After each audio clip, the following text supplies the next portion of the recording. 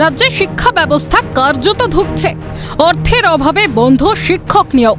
শিক্ষক না থাকায় দিনের পর দিন ঠিকমতো ক্লাসও হয় না রাজ্য সরকারি স্কুলগুলিতে। বিনিয়োগের অভাবে পুরো বাড়িতে পরিণত হয়েছে স্কুলগুলি। কোথাও ছাত্রছাত্রীদের মাথার উপর ফ্যান ভেঙে পড়ার ঘটনা, তো কোথাও আবার পড়ুয়াদের মাথায় ভেঙেছে বিদ্যালয়ের ছাদের চাঙর। আমরা দেখেছি হাসনাবাদে বৃষ্টির জল শ্রেণীকক্ষে পড়ে নাজেহাল অবস্থা। সেখানে ছাতা মাথায় দিয়ে ক্লাস করতে হয় পড়ুয়াদের। অন্যদিকে হুগলিতে ক্লাস চলাকালীন এক ছাত্রীর মাথার উপর সিলিং ফ্যান ভেঙে পড়ার ঘটনাও ঘটে। আহত হয় নবম শ্রেণীর 4 ছাত্রী। তবুও হুঁশ ফেরেনি রাজ্য সরকারের। এমতাবস্থায় পুজো কমিটি এবং ক্লাবগুলিকে 85,000 টাকা করে অনুদান দেওয়ার ঘোষণা করেন মুখ্যমন্ত্রী মমতা বন্দ্যোপাধ্যায়। এখন প্রশ্ন হলো, যে রাজ্যে শিক্ষা ব্যবস্থার এমন বেহাল দশা, সে রাজ্যের মুখ্যমন্ত্রীর কি এত বিলাসিতা মানায়? সোশ্যাল মিডিয়াতেও এই ইস্যুতে মিমের ছড়াছড়ি। কটাক্ষ করে নেটিজেনরা সোশ্যাল মিডিয়ায় লেখেন 1085 মা। এই ঘটনাকে তীব্র ধিক্কার জানান বিভিন্ন শিক্ষক সংগঠনগুলি। ভোট বাক্স ভরাতে এবং রাজনৈতিক সমর্থন পেতেই মুখ্যমন্ত্রীর এমন সিদ্ধান্ত। কটাক্ষ বঙ্গীয় শিক্ষক এবং শিক্ষাকর্মী সমিতির সাধারণ সম্পাদক স্বপন মণ্ডলের। গতকাল রাজ্যের মুখ্যমন্ত্রী প্রেস মিট করে ঘোষণা করলেন যে আমাদের রাজ্যের যে 43,000 ক্লাব আছে যেগুলো দুর্গাপুজো করে, প্রত্যেকটি ক্লাবকে 85,000 টাকা করে সাহায্য দেবে পুজোর জন্য, এবং ইলেকট্রিক্যাল বিলে প্রায় 70% ছাড় দেবে বলে ঘোষণা করে মানুষের ভোট কেনার জন্য বা মানুষের রাজনৈতিক সমর্থন পাওয়ার জন্য মুখ্যমন্ত্রী এই ধরনের সিদ্ধান্তগুলো নিচ্ছেন।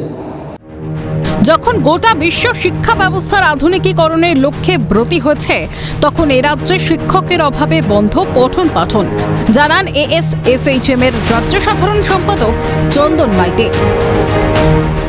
আমরা দেখতে পাচ্ছি যে দিনের পর দিন স্কুলের পর যে বরাদ্দ, শিক্ষা ক্ষেত্রে বরাদ্দ, যেটা কেন্দ্র এবং রাজ্য সরকার উভয়েই কমাচ্ছে, এখন পঠন পাঠনকে আধুনিকীকরণের ব্যাপারে সারা বিশ্ব এগোচ্ছে, আমাদের রাজ্য এবং দেশ সেখান থেকে হাত গুটাচ্ছে।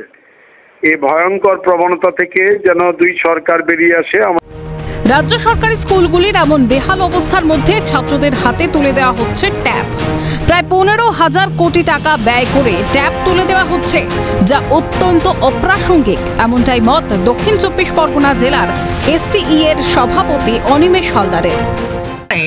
রাজ্য সরকার ছাত্রদের হাতে ট্যাব তুলে দিচ্ছে প্রায় 1,500 কোটি টাকা বরাদ্দ করে, যা অত্যন্ত অপ্রাসঙ্গিক। এই মাধ্যমে সাধারণ মানুষকে এটা কিছু পাইয়ে দিয়ে তাকে তার যে অধিকার, তার যে নিরাপত্তা, মর্যাদা, যে কর্মসংস্থানের যে অধিকার, যে প্রাপ্য, সেগুলো থেকে বঞ্চিত করে তাকে বুথ করে রাখা।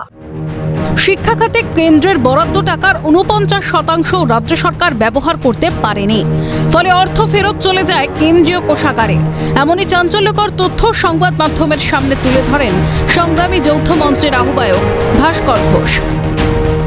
2011 সালের পর থেকে রাজ্যের বিনিয়োগ বাদ দিন, কেন্দ্র সরকার শিক্ষা খাতে সমগ্র শিক্ষা মিশনে যে টাকা পাঠায়, সেই টাকারও 49% খরচা করতে পারেনি রাজ্য সরকার। এভারেজ টাকা ফেরত গেছে। রাজ্যের যে শিক্ষা প্রতিষ্ঠানগুলো, সেগুলো বিনিয়োগের অভাবে ভুগছে। এই মতো অবস্থায় উনি বিলাসিতা দেখাচ্ছেন ক্লাবগুলোকে দান ধ্যান করার, পুজো কমিটিগুলোকে দান ধ্যান করার। কারণ শিক্ষার উন্নতি হলে পরে ওনাকে প্রশ্ন করবে, ওনার চুরিচাপাটিগুলো মানুষের কাছে বেশি করে প্রস্ফুটিত হবে, উনি সেটা চান না। শুধু যে শিক্ষা ব্যবস্থা তা তো নয়, রাজ্যের চাকরির অভাবে পাল্লা দিয়ে বাড়ছে বেকারত্বের হারও, তাতেও হুঁশ নেই সরকারের। তবে কি রাজ্যের উন্নতি নয়, ভোট বাক্স ভরানোর লক্ষ্য রাজ্যের তৃণমূল সরকারের? উঠছে প্রশ্ন। মণি ভট্টাচার্যের রিপোর্ট, ক্যালকাটা নিউজ।